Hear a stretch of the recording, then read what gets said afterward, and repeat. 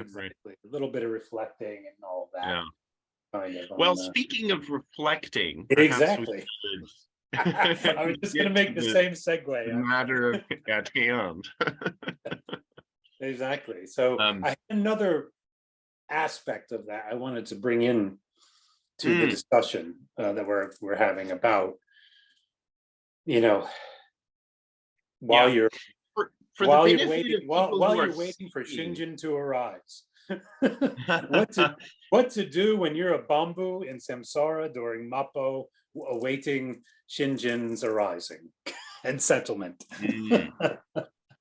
For the benefit of people who might be watching, maybe you should lay out the sort of the topic for today's conversation in terms of sure. Just it's basically the well, it's actually a bigger topic than just one thing, but it's kind of the Shinjin is very rare. Let's just start with that, with that aspect of it. Since Shinjin is very rare, and you have is kind of how is it put? Like it's a rare actual occurrence, or what's the actual? Yeah. Shall we read from the sutra? Yes, please. Yeah.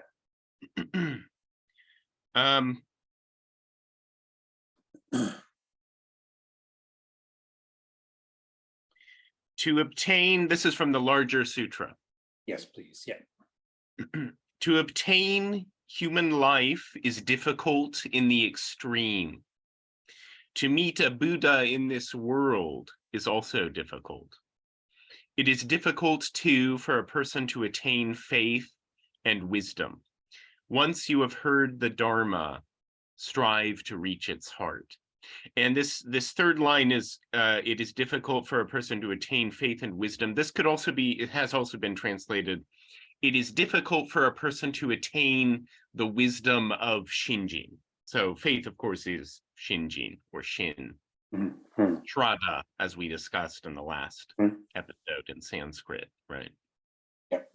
And, I'll just, brings to mind toward the very beginning of the Kyogyo Shinsho, Shinran says about 4 different ways within a few paragraphs. Very difficult to attain, very difficult to hear, very difficult to encounter, very difficult. There's 4, like 3 or 4 different ways, if I'm recalling it correctly, that Shinran says that, coming to settle Shinjin or encountering the teachings or, all of that is very difficult. So with that being the case, and at the same time, the universality of the vow, of the Brahma vow, and you have people like myself who are sincere. I would consider myself a sincere practitioner, I hope, and who or a sincere follower of Jodo Shinshu, who has not, I would say, Shinjin has not settled. I still have doubts. I still have questions. I still have, there's barriers there. I still have, all those calculations. The Hakurai, which is what we'll get to, is that's the Bono won't block it. Our blind passions, nothing. There's no hindrance to the light. There's no hindrance to Amida's vow. There's no hindrance to his working. So, what is it? It kind of comes down, we've talked about how it comes down to our calculations, but we can't just, that kind of is also up to Amida as well. So we can't just stop calculating, we're Bombu, so I can't uncalculate my mind with my calculating mind. I can't heal my own. That is the key point that you just made. Is you can't uncalculate your mind with your own mind, right? That's exactly. GDP, or exactly. Self-power, right? Yeah, exactly. important. So I can't do that. So it's that also fall, that uncalculating, or stopping the calculations isn't going to be me doing it or us do, a Bombu doing it.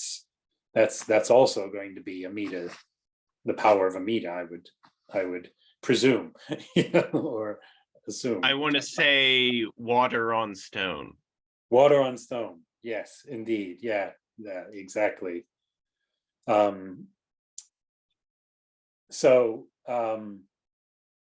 yeah, so that being the case, in the meantime, while you are still Shinjin has not fully arisen and has not fully settled, and you're in that process, Amida's process, that is, what do you do in the meantime with all that? There's you get, sometimes I get impatient, I get frustrated with it all. I'm not getting anywhere with this. It's caused me over the past, whatever, 15, 17 years to to step away from Jodo Shinshu and then come back. I always come back though in the end.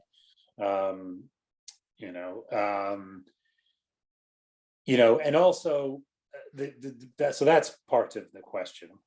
That's part of the issue, part of the question. And also, but at the same time, Jodo Shinshu is the teaching of Jodo Shinshu is Shinjin, is really super focused on that. It all kind of it is Shinjin. I mean, Shinjin is obviously important, but it is also the name. It is also the light of wisdom. It is also everything that is in the larger sutra, right? In the vows, in the power, the working of the vow. So can I just finish the thought though? Yes, please. Totally, Absolutely. Point completely acknowledged and taken and makes sense, and I agree. Totally agree with what you just said.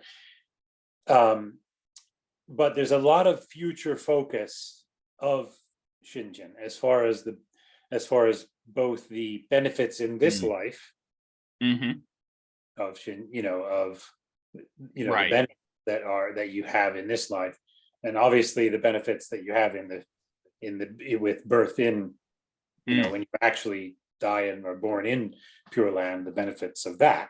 But that's all future kind of focus. Very future focus, those benefits. So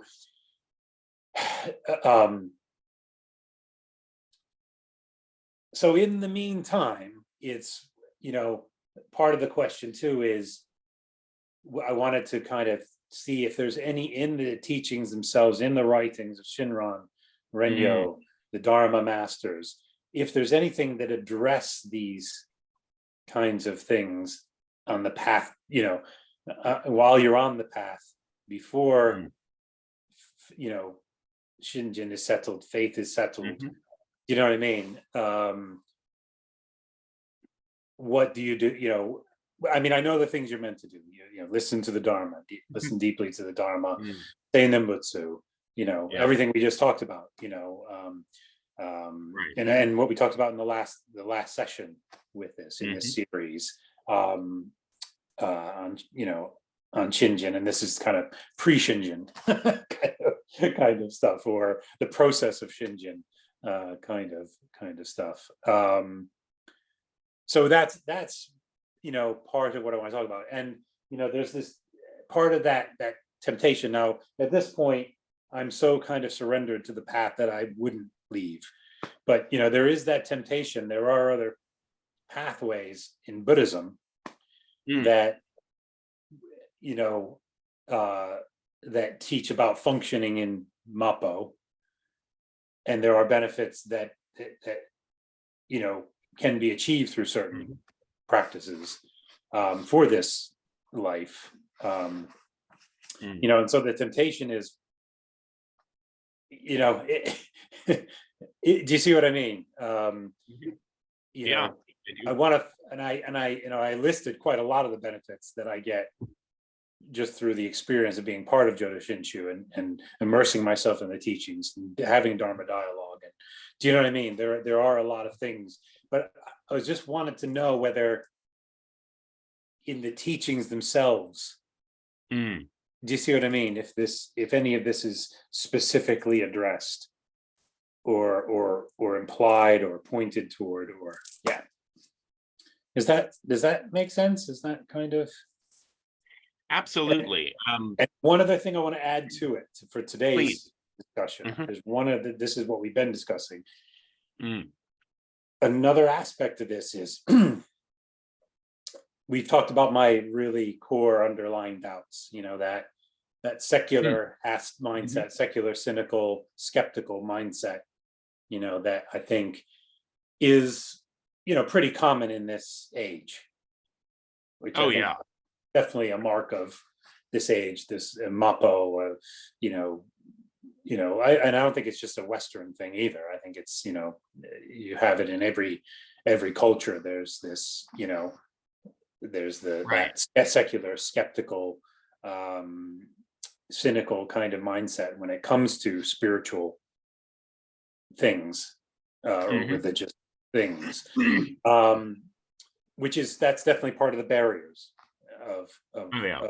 yeah, Like and the calculating mind and all of that.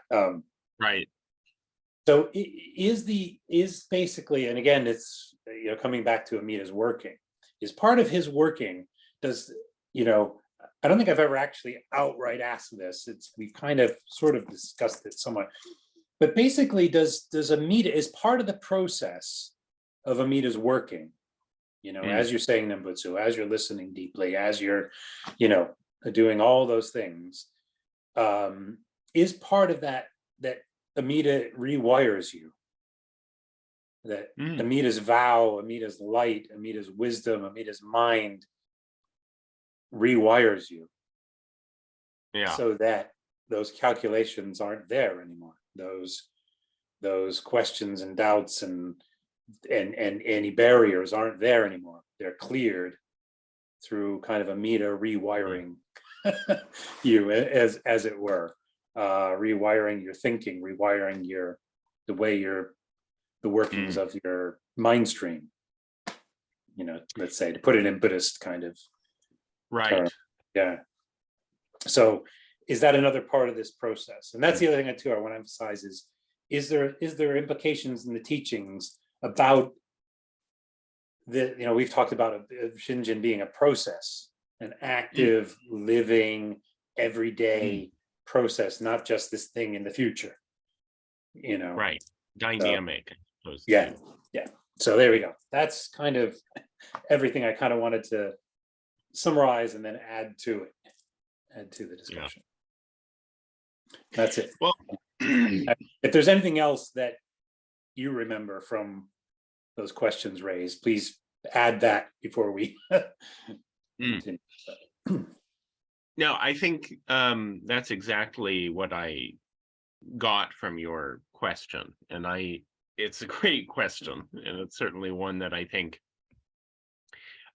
you did point out, I think, in your message that there's a problem with the way that the Pure Land teaching, or Jodo Shinshu, you know, the true teaching of the Pure Land is presented, perhaps. Yeah. And I could completely agree that there may be with how it's presented. I forgot about that. We did that through Messenger. I had said that. Yeah. For example, Shinjin is sometimes spoken of as if it were a thing, you know. Yeah. Which, you know, it can't be a thing, you know. it is the Buddha's mind that is directed to beings, to us, you know, and then which we then Shinron actually talks about you know, entering, my mind is flowing into the ocean of the vow, of the ocean of the working of the Buddha. So wow, you know, that's quite image that is different from how some people might think of, if you think Shinjin is a thing that I've got to get, and then how do I get it? And then all these calculations start to come up in your mind, and then you have doubts and so on and so forth. But the idea of letting yourself just flow into the Buddha's mind and take refuge the ocean of the vow. The ocean of the vow. That's, I think, a concrete image that we can really, if we listen to, we can start to sort of get an idea of what Shinjin is all about, right? It's about, I do want to mention, I wanted to mention this last time, but Reverend Jerome Ducour said in his lecture for Hoonko, talking about the light, we often say that, well, Shinran says, but of course it's in the sutras as well, that Amida is light. Amida Buddha is the light of wisdom that shines everywhere. There's no place where the light does not shine. And that illuminating light, the light that illumines, according to Reverend Ducour, is wisdom. So the Buddha, the wisdom of prajna, of non-dual, non-discriminatory wisdom that sees things as they truly are. This is what Shakyamuni awoke to. This is the meaning of what awakening is in Buddhism, right? And an awakened being is a Buddha. That's, sometimes we use words and they become sort of ossified, but these aren't static, dead terms. It's, experience and awakening and dynamic things. So, and then the light, but simply wisdom is, in Mahayana, there has to be compassion, or it's not complete. We're not getting the whole picture, right? Yeah. And so the light that embraces, because so many times Rinyo Shonin, Shinran Shonin, Zindo Dai Shantao, all of the Pure Land Masters talk about being embraced, specifically that we are embraced by the light. And the light that embraces is compassion, the Buddha's compassion, great love, great compassion. The sort of, love, like in the Nirvana Sutra, it talks about as if each being were the Buddha's only child. That's the kind of compassion the Buddha has for every living being individually, right? Not for me alone. Yes, you and I.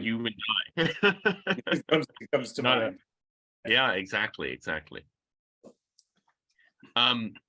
So I think that is important here. And then something that Reverend Ducour further said is the famous passage in Shantao, where he says that the light shines, but it only embraces the practicers of the Nimbutsu. And this sounds, you might ask, well, why does it only embrace the practices this sounds discriminatory. Why doesn't the light embrace everyone equally? Why only the practices of the Nimbutsu? This is a question I had, when I heard that passage. This sounds a bit like, exclusive, like some sort of discrimination going on. Like Amida is only saying, well, I'll only shine on people who say my name, kind of like sort of that kind of idea. But what Reverend Ducour said that's very important, I think, is there has to be a sort of response in us to the light. There has to be some sort of dynamic, and that's what Shinjin is. It's a response to the light, a joyful response, of hearing. But so there has to be, otherwise it's as if the light is just sort of passing through you. If there isn't some, so from the point of view of sort of, you could say, the religious significance of the Nimbutsu path, as it was, and this is Shantao who said about, the light only embracing the practitioners of the Nimbutsu, is that there has to be an encounter with the light. Otherwise, it's as if it doesn't exist to us, right? And so I thought that was very important. And maybe I should pause here and... Yeah, well, another thing that comes to mind with this is the teachings about the whole reason that the Buddha of, beginningless, original Buddha of beginningless past became a human in some realm, and became Dharmakara, was king and then became Dharmakara Bodhisattva and then became Amida Buddha, was to give us a form, because we couldn't just the Buddha of beginningless past was already projecting and giving the light in the original form of Buddhism, of other power Buddhism, but we couldn't see it. We couldn't grasp that any more than we could grasp the Dharmakaya or suchness, or and so he came in that form to give us a form, a form of Amida Buddha, a form of Dharmakara Bodhisattva, a form of Amida Buddha, a form of Pure Land, a form of Nembutsu, a form of the vow that we could, it's inconceivable, but at least it's a form we can look at and hear and see in some way and grasp in some way. Do you see? And that's what comes to mind when you say about there has to be some response, there has to be some almost like a channel or an interaction, or there has to be some way for us to do that. And so anyway, that's kind of what the form is super important, that form of Nembutsu, and that it's all in the Nembutsu. And Shinran says that the name Amida shows us the true form of the Buddha, because Amida means unlimited, infinite, and specifically Buddha of unlimited life, Buddha of unlimited light shows. And Shinran says, so the interesting thing about Namo Amida Butsu, or Kimyo Jinjippo Mugeko Nyorai, I take refuge in the Buddha of unhindered light shining throughout the 10 directions, is that it actually tells us that the light is inconceivable, that it transcends our imagination.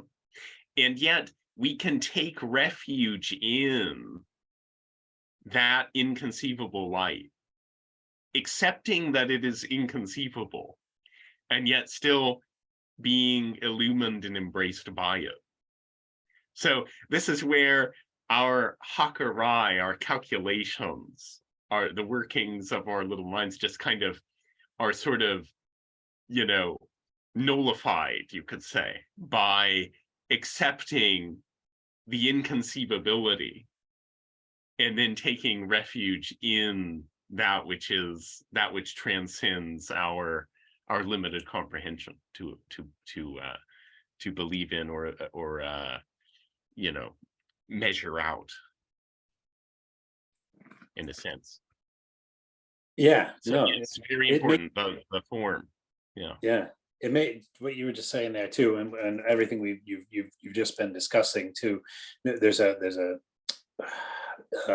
quote in one of Shinron's writings where he says something like how wonderful it is just to, I can't remember how he says it, just to lay down and just float away or something like that in the Yeah, ocean, yeah. or something along that line. How Yes. I I'll can't remember. bring up Can't bring it to mind. the passage. Yeah. That was the passage I kind of was trying to reference, because it's like, how can you it's kind of like how can you encapsulate that which is already fully awakened, realized, flowing, and is everywhere, and and there's no impediment to it, and it's this ocean of the vow that's beyond your conception at all. How can we can't, and so we have Nembutsu. Right. And Kim, taking the idea of refuge, taking refuge, the Kimyo in Kimyo Jinjippo Mugeko Murai. Kimyo is Namo. It's the same, different, Chinese translation of the same Sanskrit term. But in Shinron's writings, he brings out that the Kimyo is not so much our, a decisive or a calculated effort on our part, but it's actually the command or the call of the vow calling us to entrust to it. And it's interesting, if you look at the characters for Kimyo, I don't know if I have the characters anywhere that could be visible, but the key is the Chinese character for return, kairu, Okay. in Japanese, and it means to return. So if I say ie ni kaerimasu, it means I'm going home. And the kanji, if I wrote that out on paper, would be the Chinese character for to return. Okay. And then the myo, Kimyo, the myo is the Chinese character for command or order or direction or call. So the way we can read, call to return, command yes, to return, we are called to return. Yeah, we are called to return to Amida, the infinite, to Amida, the light shining throughout the Tenri. Infinite light, infinite life, infinite compassion, infinite wisdom. Yeah. So how amazing, right? Okay, I did. Sorry, that was a bit of a. No, that is. I never knew that. I never. That, while we're on that subject, there is, and this kind of talks to some of. I think this kind of talks to some of this stuff that I've been wrestling with in these questions. There's a lot in the. There's not a lot, but there are places in the writings where Shinron, it seems like he uses those words. Beings are made to, beings are commanded to, beings are directed to. There's a very, it's a very strong, I don't know if that's the translation that I've read, but it's a very strong, we've talked about this before. There's a strong language there that's chosen. It's not just like, well, Amida's coaxing us along. Amida's, Amida's gently, it's very strong Mm. At least the translation. These are very strong command, direct, instruct, calls you, and Yeah. calling just, it's not just like, hey, hey Yeah. guys. It's, it's a Forceful. call. It's it's a lion's roar, Yeah. call. Like, you know what I mean? Well, yeah. Not a, do you see what I mean? So Not like a casual invitation. no, no. Like a yeah. And And you're made to, and that comes back to that we don't have a lot of agency, and we don't have a lot of, it's not us doing it, kind of. Do you see what I mean? It's yeah, to well, Amida. absolutely. Yeah. You've noticed something in the translation that's very important, and it is sort of a stronger, and that's correct, because in the original Japanese, that word for command is actually it means like the imperial command, like the imperial decree. Yeah, that sounds about right. Yeah, yeah. So when Decree. you receive when you receive the imperial decree and you are summoned, you can't say no. No. And so If what? you have heard that summons, if you've actually heard it, seen it, received that summons, you can't really deny it. And I think why Shinran uses such a colorful and forceful language to describe the vow, in my personal opinion, is that to get across the irresistibility of the call once heard.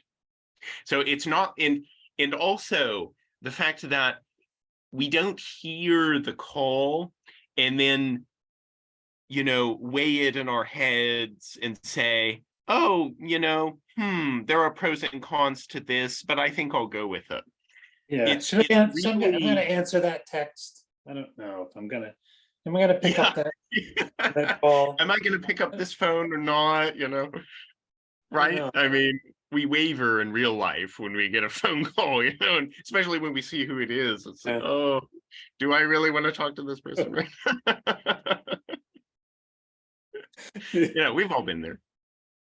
But when the call of Amida is such that, because it really is what our deepest, most heartfelt desire is to be born in the Pure Land and to become a Buddha. I mean, this is calling to our Buddha nature, you could say, although our understanding of Buddha nature in Jodo Shinshin is a little different from self-power schools, but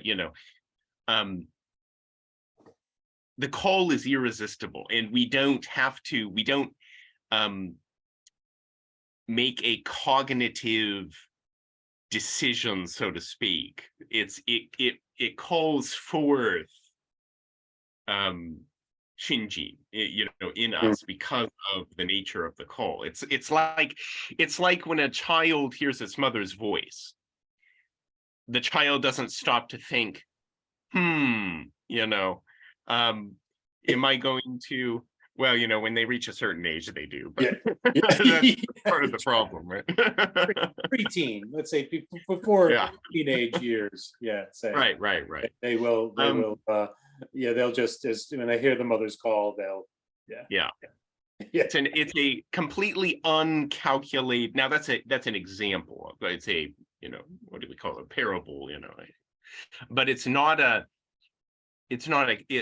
response that we have to like calculate out beforehand. We don't have to do that. It's just a natural. Now, to go back, I did find the passage that you mentioned, and it is a great passage. So this is from the 6th chapter, I believe, of Kyogyo Shinsho. Let me check that just to be sure. Yes, so it's from Keishindo Monri, so the last chapter of Kyogyo Shinsho. how joyous I am, my heart and mind being rooted in the Buddha ground of the universal vow, and my thoughts and feelings flowing within the Dharma ocean, which is beyond comprehension. I am deeply aware of the Tathagata's immense compassion, and I sincerely revere the benevolent care behind the master's teaching activity. That's Honen Shonin. My joy grows even fuller, my gratitude and indebtedness ever more compelling. Therefore, I have selected passages expressing the core of the Pure Land Way and gathered here its essentials. Mindful solely of the profundity of the Buddha's benevolence, I pay no heed to the derision of others. May those who see and hear this work be brought, either through the cause of reverently embracing the teaching or through the condition of others' doubt and slander of it, to manifest Shinjin within the power of the vow and reveal the incomparable fruit of enlightenment in the land of peace. Wow. It just always blows my mind. That pretty much is the answer to all. Yeah, of I think that pretty much that pretty answers much. your I think we can go questions home right now. there. I think Shinran did it again. He's pretty much Yeah. answered all the questions in one go. But we still need to discuss it. We do. And so, first of all, I like how it begins with how joyous I am. And we did discuss this a little bit before, but something I think is missing in the representation of Jodo Shinshu, because you mentioned like maybe there's something lacking in the way Jodo in the Shinshu way is it's presented. or and the teachings about Shinjin are represented, and the what and the idea of the process of all this. Anyway, where it's not addressed, the process of it isn't addressed at all. It seems like in contemporary anyway. And starting right here, I think this is part of the problem. How joyous I am. Joy. The joy is lacking sometimes and is not being. And actually, I just had a conversation with a friend of mine, Ray. He actually received Tokudo as well. And he lives in California. And I wished him a happy new year. And he responded and he said something that was, I thought, once again, a great reminder, especially for me, who will be taking Tokudo at some point in the near future. Exactly. That is, he said, I always make it my goal, my mission, what I do is to share the joy of our teaching apart from the doctrinal, the doctrinal nitty gritty. So the doctrinal part is of course important, and I thought, that is so important. The joy is something that, but of course, if you don't have that joy, you can't share that joy, right? So that is also a problem. But that begins, so right at the beginning there, you have joy, the key part. And again, we discussed, Shraddha, the way in early Buddhism, the way people responded to Shakyamuni's message was always in the sutra. They rejoice at what they had heard. So they rejoice, and then and oftentimes especially in Mahayana sutras, there's some benefit or awakening that occurs spontaneously, like in the Contemplation Sutra, where not only Queen Videhi, but like several people in the court, many people, like immediately and spontaneously attained a level of awakening through hearing the Buddha's words. They didn't even do anything. They hadn't even practiced at this point. Just by hearing the Buddha's teaching, they achieved insight into, the non-origination of all phenomena, and just by hearing. Yeah, by hearing. Yeah, by hearing. Shravakas, voice hearers. Hint. Isn't that what that means? Yeah, voice hearers. Isn't that what Shravaka? Right, yeah, Shravaka. But even not only Shravakas, but in Mahayana sutras as well, you have in fact, well, since we have, it's not like we don't have the sutras at our fingertips 24 no, exactly. hours a day. It's not. Can you open to the end of the Contemplation Sutra? Oh, you know what? I just have Kyogo Shinshu. Oh, okay. Let me see if I can open it then. Hold on. Okay.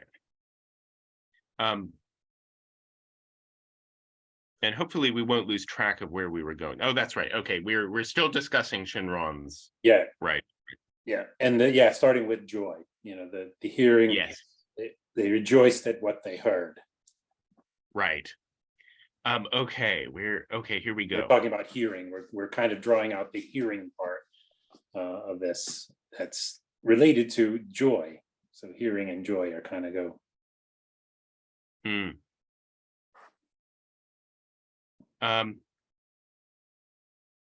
Okay, where is it?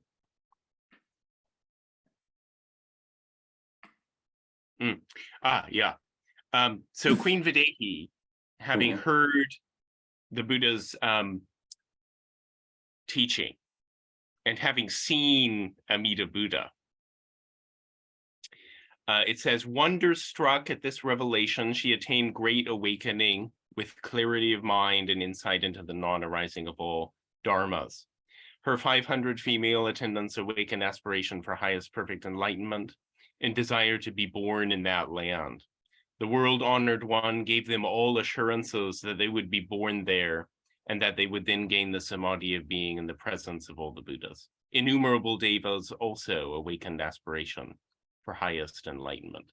And then the sutra ends with,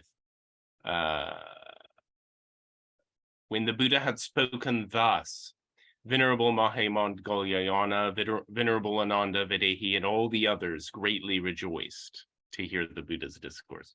So, there's even just hearing the discourse awakens, joy and faith in early Buddhism, let alone Mahayana Buddhism, right? Okay, so, and then I love this part, my heart and mind being rooted in the Buddha ground of the universal vow. That is amazing. I kind of want to look at mind being rooted.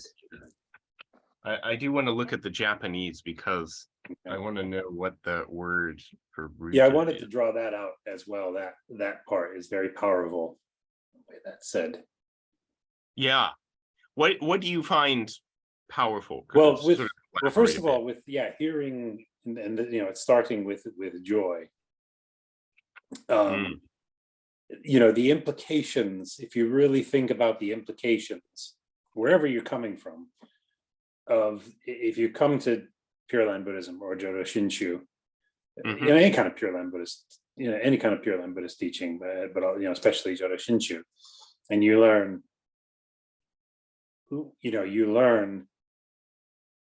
that you encounter that there is a solution, that Amida, it's already done. It's already done. All this pain, all of this suffering, all of this turmoil, all of this, these defilements, all of this calculating, all of this doubt and uncertainty and instability and all the wonderful things about samsaric existence has been solved.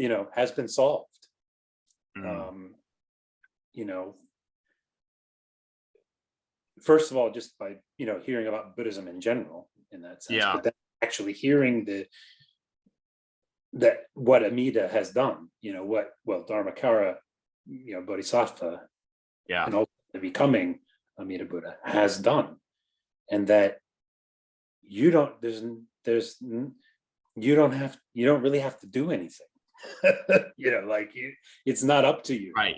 Neither. Yeah. So not only is it solved, but it's not up to you to solve it. And Exactly. it's the answer to all of your problems and issues, and as a samsaric being. Yeah. If you really kind of see the implications of that, and I haven't really even done it justice with my words, but I remember experiencing this when it really first hit me.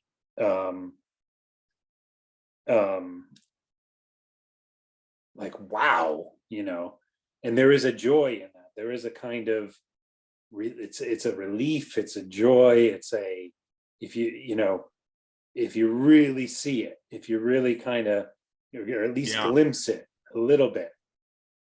And do you see what I mean? Absolutely. And how do you glimpse it is through hearing the teaching. You encounter the teaching.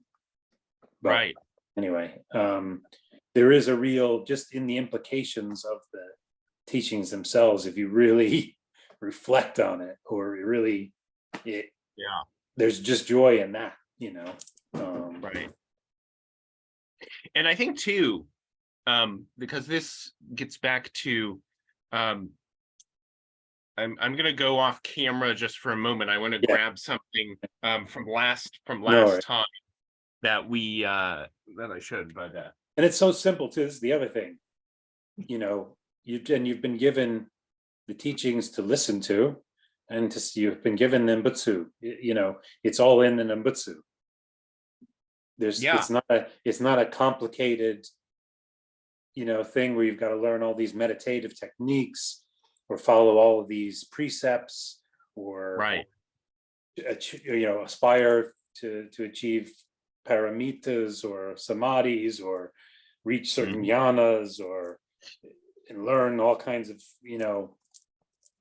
intricate teachings of Buddhism, which are amazing, and totally worthwhile, but really hard. Do you know what I mean? Yeah. You don't have to do any of that. You just say Nembutsu. You just listen to the teaching. You just have Dharma dialogue. Right. It's not like a big, there's nothing difficult. There's nothing difficult in that. At all. The only but there is something, there is something joyful, right? And joyful, to the fact, I think that it's so simple and so easy. Right.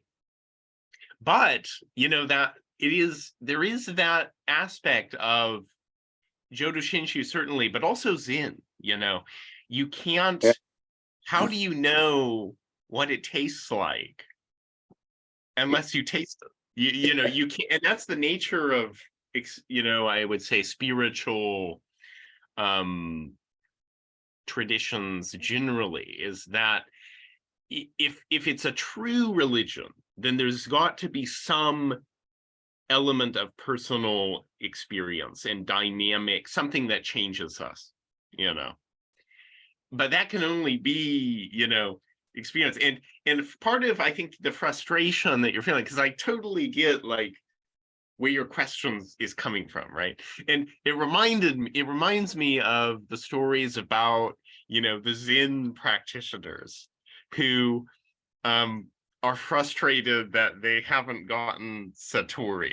It's like, what, and they go to the master and they're like, I've been sitting and sitting and sitting, and I still don't feel any closer to anywhere. I'm not getting anywhere. Yeah. And then the master usually either says something wise, or whacks them over the head with a stick. Oh, I get it. In fact, I was just talking to a friend of mine in my Kobudo class, my martial arts class. But he had a friend. He's from New Zealand originally, but anyway, he had a friend, and then they were hanging out with, I guess, this Zen monk, and his friend asked the Zen monk, and they were, eating and drinking and so on. And his friend asked the Zen monk, so tell me, what is this Satori all about? And the monk got up and with the speed of light just whacked him in the face. And then his friend was like, oh. That was like his. But I mean, there's all kinds of stories like that, going back to the Blue Cliff record in ancient China and so forth. Of course, that's Zen. We don't whack people in Jodo Shinshin. No. But the point I wanted to make here by bringing up I will say this: I literally had a Zen practitioner do that to me. So really, yeah. Yeah. Anyway, yeah. Anyway, so the point though is that I can see that, you might experience the same sort of frustration in Zen, where, what are you doing every day? You're meditating, you're sitting in zazen, and of course, in Zen, the master can confirm your kinsho, right, your insight, but it's in Jodo Shinshu, we absolutely do not have any process by which you can confirm your Shinjin. Your Shinjin cannot be confirmed by anyone else. Not even the Monshu, the leader of the tradition, can confirm someone's Shinjin. And there are sort of, well, let's say not orthodox groups, Shinshu groups in Japan that developed historically that do have like sort of Shinjin confirmation rituals. And the reason that arose, as you can see, is because, for obvious reasons, I think. It kind of speaks for itself. Why? Yeah. We'll do this. Well, maybe this will right appease people. Yeah, well, it's a way of getting Shinjin, right? As if it were a thing, and in these particular groups, Shinjin is very much a thing, and that is But anyway, rather than the ocean, long sidetrack there, than the limitless ocean. Yeah, that actually is. How do you grasp the entire beginningless ocean?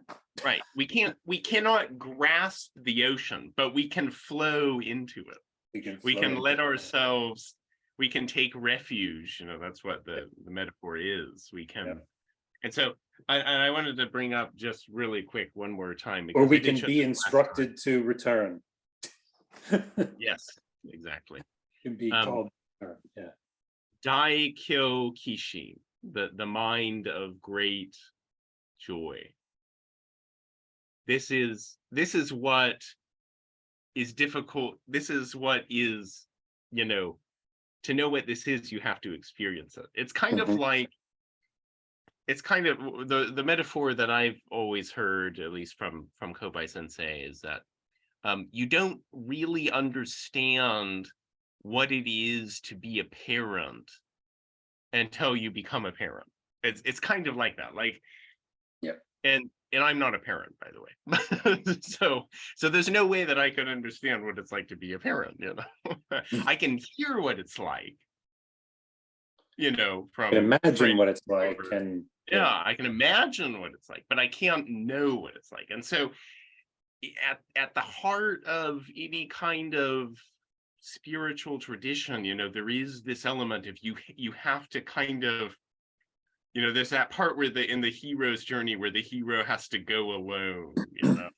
All his friends have either left him or been taken away, and there's that part, it's like in Lord of the Rings, where you have to go alone, into the, and so that really is an important part of an authentic religious tradition. Okay, let's get back to Shinron's writing. Where did I put that? Okay. So the joy. By the way, and it's kind go of ahead. The joy. It's starting with joy, hearing and joy, especially in Mappo. And we're talking about Samsara in Mappo. It's kind of, it's audacious almost to be talking about joy. joy is the Mm, first, yeah. I can, it's, it's almost like counterintuitive or something. Do you know what I Well, mean? Like, here's our situation. This is our karmic situation, you know, and it's, just by being a samsaric being, but then mm, it's compounded by being in a declining kalpa and being at the, in Mappo at the tail end of that, and it's five turbidities on steroids, on crack. It's five turbidities on crack and on steroids and genetically enhanced, and it's it's like mm. to talk about joy in that context, it's almost joy. What do you know what I mean? We're gonna be why are we talking about joy? Do you see what I mean? I'm trying to live my life. I gotta go to work. I gotta, I got stuff I gotta get done. I got all this going Yeah. on. I got, stress and you know what I mean? You're Mm. talking to me about joy? Like it almost seems like, I wonder if that's partly why that's not emphasized as Yeah, much I mean, I think so. in I do in, think in Jodo Shinshu, you know, right. by teachers, by people Mm. trying to transmit the Dharma. If maybe that's do you see what I mean? Like, oh, we can't come at them with joy as the first.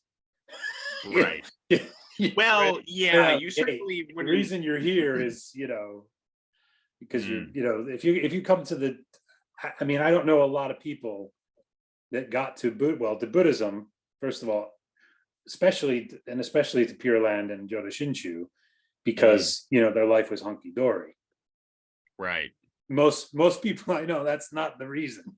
Yeah. It's because they were, desperate and in Mm, pain, and that drove them to find a solution, to drove them to, right. to find Buddhism and then try to learn the teaching and then eventually come to, Pure Land Right. and Jodo Shinshu's doorstep. It wasn't out of like, Yeah. happy joy time. Well, I would say I would put it like this. Here's how my thought, Yeah. hearing what you said, is let's imagine there's a country and there's a drought and there's no water. And Yeah. people are thirsty, they're dying, they're miserable. And then the Buddha brings the Dharma rain, as it says in the sutra, Yeah. lets the Dharma rain fall on that parched land. What is those people's first reaction to having water? Yeah. Like, yes. Yeah. Joy, right? Relief. Exactly. You Yeah. could call it, relief. I mean, joy, we Elation. have to be careful with words because, Yeah. you know, joy has a certain connotations that it's Yeah. developed in English that may not Mhm. be Mm. one-to-one with It's a more what subtle thing. what we're I've talked about finding this in. before. That for me, the joy of Jodo Shinshu isn't like a jumping for joy type of thing. Sometimes it is, but there's this underlying joy. It's a more subtle Mm, thing that I've yeah, experienced than an elation or a, wanting to dance in the streets. yeah, It's more of an underlying kind of relief, subtle, mm, somehow I know this is the answer. Somehow I know, and I've encountered this now, and it's amazing. And then, but it's it's a more underlying kind of thing, this more subtle yeah. thing. I've talked about that before with different people, but anyway, yeah. So I wonder whether, yeah, let's explore the meaning of what the actual Mm, Japanese and what's in the teachings about that mm, word. I think it's similar to the other words we, talk about Shinjin, and faith, and how right. that how it become having one meaning or connotations ends up Mm, distorting the teaching. So yeah, I think it's a similar right. thing. Joy. So yeah. Well, I just said that to point out that we do need to be careful that we're following one of the four directions were given by the Buddha, which is to rely on the meaning and not on words, because words can be tricky little things. And they can lead us in all kinds of places that but I think that joy is an adequate, I'm not saying it's not a good translation, but I do think that we have to understand the meaning of joy within the context of Buddhism generally, and Jodo Shinshu in particular. Now, I do want to point out, so we've been going for a while, but I am actually, tomorrow is a holiday for me, so I am totally fine with doing another session if you are open to it, unless you have lunch or something you have to get to. So, well, yeah, that's the thing. We're probably going to have a day out tomorrow. It is a bank holiday here as well. Okay. But we're going to have a day out tomorrow at one of the one of the RHS gardens or something like that, or the National Trust places that are open. So, or just go to the seaside, just with my in-laws. So we kind of already planned that. So if we're going to do that, it would have to be earlier. It would have to be much earlier, like 7 o'clock my time type of thing. Okay. So we couldn't just continue right now. No, no, I can't now because my wife has come home. So no, we can't. Oh yeah, sorry. I thought you were doing it tomorrow, doing another session tomorrow. But no, I can't continue now. No, but I think we've reached a good point. Like I think we'll continue. Yes, I think so. Come back. And one thing I want to quickly say about the joy is something that joy is not. Again, it's not something you go. It like a lot of this about the teachings is joy is not something that you go, oh, I'm going to experience joy now. I'm looking at this and I reason through, oh, look at, so therefore it's something that just whelms up in response. And we're talking about response earlier. A response. It's something that whelms up in response to something I've seen or experienced or witnessed or been a part of or been given or whatever. It's something that whelms up. It's not something you volitionally say, oh, I'm going to experience joy now. I'm going to, you see what I mean? Yeah. So I think that's a key thing to point out, I think. But very good point. And that ties in with what we were talking about. Yeah. The response, it being a natural response and an uncontrived response. Yeah. Exactly. Okay, well, as always, there's so much to talk about. Much to talk. Yeah. So to continue, I should be okay next week. Okay. And maybe I actually put a bookmarker in this passage because at the end there's some additional some good stuff that we need to talk about. I think that also questions. I think we progressed through that passage as well. Yeah. I think there's lots of points that speak to all of this. But yeah, excellent. So yeah, we'll leave it there for now. So thank you so much. So you're talking about next Sunday then, is what you mean? Yeah, I believe it's the 8th. Yeah, I think so. Yeah. So okay. Sounds good. All right. Excellent. Well, thank you so much as always. Very, very much appreciated and great talk, great discussion today. Yeah, this was a good one. I did enjoy the dialogue. No, it's good. Shall we close with Nimbutsu? Yes, please. Always? Yeah, sure. Yeah, okay. Please. Yeah. Namo Amida Butsu. Namo Amida Butsu. Namanda. Namanda. Namanda.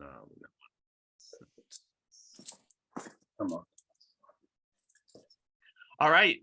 Well, Happy New Year again. And Happy New Year. Indeed. Yeah. And see you next time. All right. Sounds good. Same bat time, same bat channel. Yes. All right. Take care. Bye. See ya.